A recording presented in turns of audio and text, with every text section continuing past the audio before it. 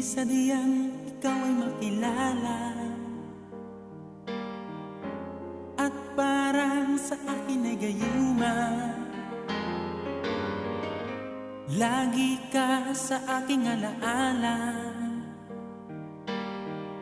muli sana'y makita ka.